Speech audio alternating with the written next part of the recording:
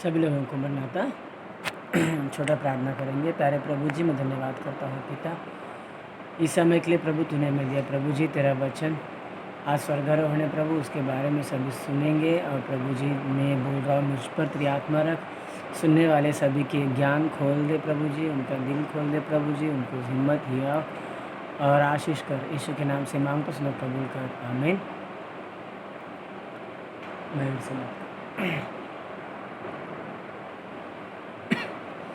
तो आज स्वर्गारोहण है, यानी आज यीशु मसीह आरोहण हो गए हैं। आरोहण यानी चले गए स्वर्ग में, स्वर्गारोहण यानी स्वर्ग में चले गए और छुप छुप के नहीं गए, वो सभी के सामने खुलेआम अपने चेलों के सामने वो ऊपर उठा लिए गए हैं। तो इस दिन को हमें याद करने की आवश्यकता क्यों है? क्योंकि जो गया है वो दोबारा आने वाला है, जो गया नहीं वो आएगा नहीं। तो जो गया है वो आएगा, वो आएगा, ये कहना कितना महत्वपूर्ण है, विश्वास योग्य है। उससे कहीं अधिक ये भी मानना है कि वो स्वर्गारोहण हो गया है, क्योंकि वचन में भी लिखा है। स्वर्गारोहण के लिए बहुत बड़ा वचन है, लेकिन मैं आज समय अनुसार थोड़ा ही आप लोगों के साथ वचन बांटना चाहूँगा। लूका सुसमाचार में अगर हम लोग देखेंगे आखिरी अध्याय, आखिरी वचन में वे लोग उनको कहा कि जब तक तुम इस स्वर्ग से सामर्थ न पाओ तब तक इस नगर में ठहरे रहो, रुके रहो। और उसके बाद वो उनको लेकर बेतनिया को गया। उसके बाद उनके ऊपर हाथ उठाकर, उनके ऊपर हाथ रखकर उन्हें आशीर्वाद देते समय वो उनमें से अलग किया गया और परलोक में स्वर्ग में आरोहण हो गया। और वे लोग उसको नमस्कार करते रहे और बड़ी आनंद से यरूशलेम को दोबारा चले गए। और यरूशलेम के मंदिर में रहकर वे लोग उसको धन्यवाद करने में लवलीन रहे। तो हमें भी स्वर्गारोहण के दिन में उनके चेलों ने किया ऐसा, उनको धन्यवाद करना चाहिए। प्रभु धन्यवाद करते हैं प्रभु, और लवलीन रहे। हाँ, तो उस तरीके से हमें भी, क्योंकि बाइबल में लिखा है, हमारा चर्च का नाम है बाइबल मिशन। तो बाइबल में जो लिखा है वो सब हम लोग करेंगे, जो नहीं लिखा है वो नहीं करेंगे। बाकी कलीसिया करती है नहीं करती है वो हमको नहीं मालूम।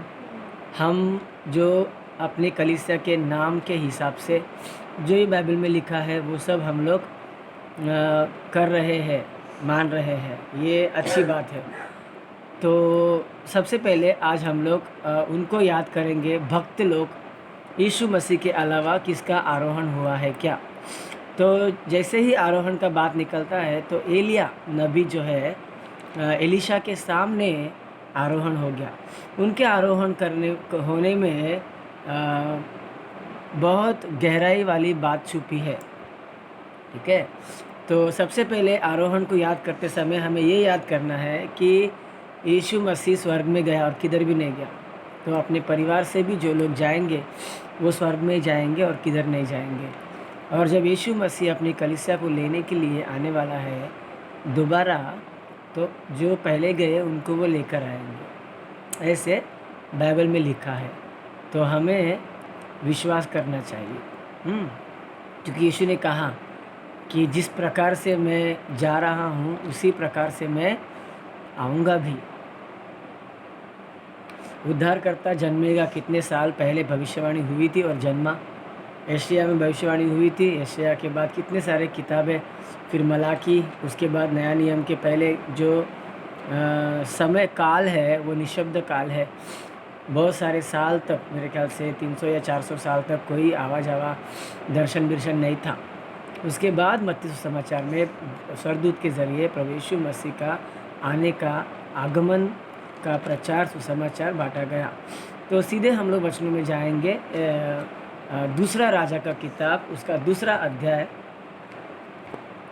दूसरा राजा उसका दूसरा अध्याय, दूसरे वचन से, हाँ, हम लोग अगर ध्यान करेंगे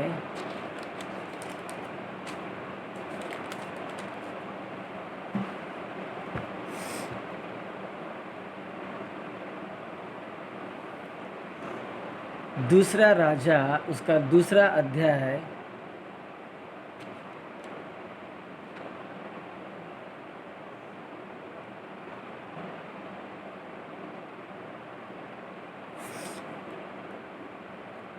दूसरा राजा दूसरा अध्याय अगर हम पहले से पढ़ेंगे तो सबसे पहले एलिया गिलगाल को जा रहा था। हाँ, उसके बाद एलिया बेतेल में गया, ध्यान रखना गिलगाल, उसके बाद बेतेल, उसके बाद में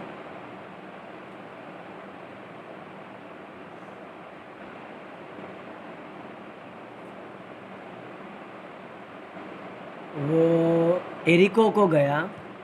हाँ, और एरिको के बाद वो योर्धान में गया, और योर्धान में पानी, नदी का पानी जो है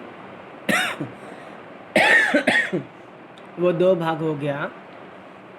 और उसके बाद आसमान से अग्नि के रथ आकर एलिया को लेकर गए एलीशा के सामने। तो ये 4 जगह पर पहला एलिया गया, गिलगाल, उसके बाद में बेतेल, उसके बाद में एरिको, उसके बाद में योर्धन। यानी गिलगाल में क्या हुआ, यानी गिलगाल में एक क्या बोलते हैं ना कि मजाक उड़ाना, ठीक है, जैसे यीशु मसीह का मजाक उड़ाया था क्रूस पर लटकाने के पहले। हाँ, उसको मारे थे, उस पर थूके थे, उस पर कांटे का ताज बना के रखे थे उसके ऊपर। हाँ, खेल किया उनके साथ, बहुत खेल हो गया। तो वैसे मजाक यानी सबसे पहले अपने को निंदा आएगा, स्वर्गारोहण होने के समय में अपने को निंदा आएगा, ठीक है, यानी हमारा मजाक बनेगा। उसके बाद बेतेल को गया। हाँ, एलिया बेतेल यानी आराधना, बेतेल यानी क्या, आराधना। बेतेल हम लोग भी संडे को आराधना करते हैं। आराधना में प्रवेश होने से पहले ही हम लोग पाप की क्षमा करते हैं। तो आराधना में हम लोग प्रभु की आराधना करते समय पहले पाप की क्षमा मांगते हैं। तो हमें भी बेतेल यानी पाप की क्षमा पाना और उसकी आराधना का वो सूचन है, यानी उसको दर्शाता है। तीसरा, फिर बाद में वो यरीको में गया। यरीको यानी इंतज़ार करने वाला जगह, जहाँ प्रभु हमें देने वाला जगह। यहोशू जब 7 बार यरीहो के शहर पनाह के पास, वो बड़ी दीवार के पास चक्कर लगाता है, तो 7वीं बार में हाँ शहर पनाह गिर जाता है और प्रभु उनको दूंगा कर कहा हुआ जगह है वो। ओके, तो वो यरीको में भी गया और उसके बाद वो योर्धान में गया। योर्धान में 2 बातें हैं। एक तो चंगाई, क्योंकि योर्धान के नदी में ही नामान को चंगाई मिली, ठीक है। तो दूसरा, मौत से जीवन को पार करने का जरिया, यानी रास्ता।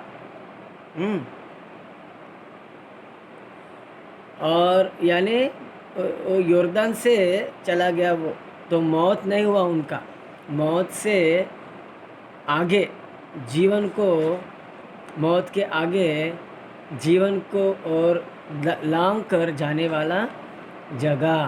तो हम लोग जैसे ही हम पे निंदा आएगी, यानी लोग हमारा मजाक बनाएंगे जैसे यीशु मसीह को किया था, उसके बाद हम लोग आराधना, उपासना, पापों की क्षमा करेंगे जैसे कि मैंने बताया बेतेल में।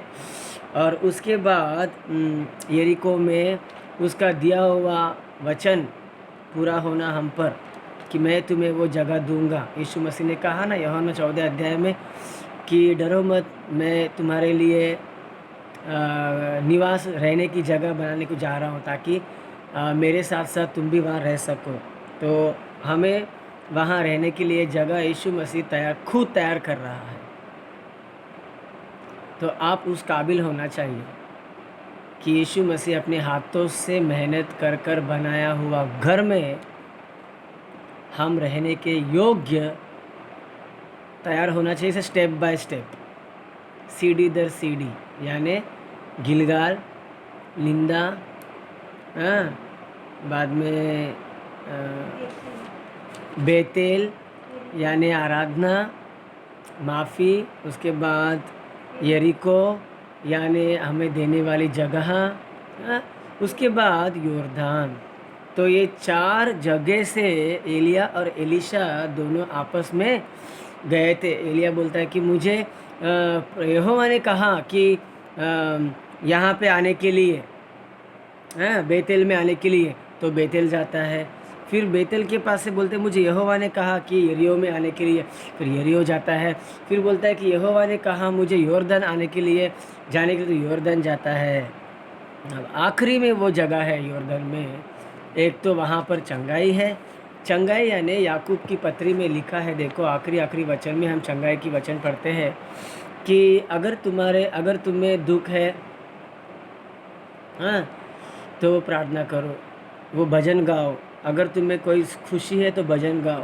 अगर तुम्हें कोई रोगी है तो चर्च के कलीसिया के प्राचीन को बुलाओ और प्रार्थना करो, और उस पर प्रभु यीशु के नाम से तेल मल के, आशीष तेल मल के प्रार्थना करो।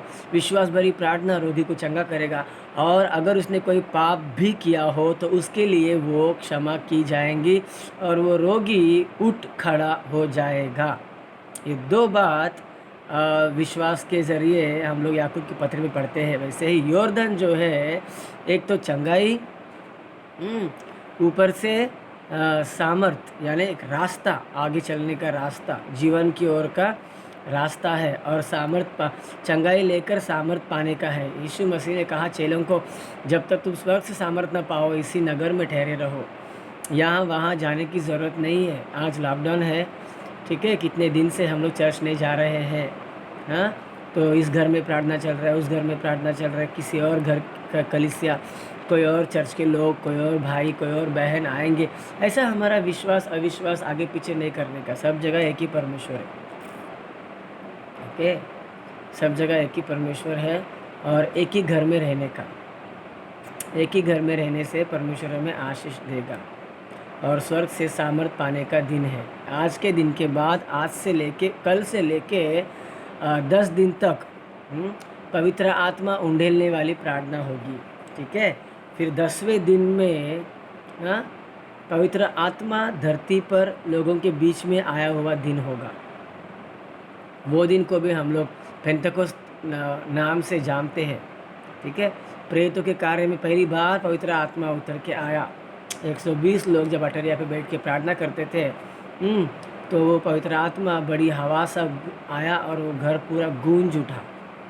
तब लोग सामर्थ पाने लगे और नई नई भाषा बात करने लगे, और बहुत सारा बेदारी, नयापन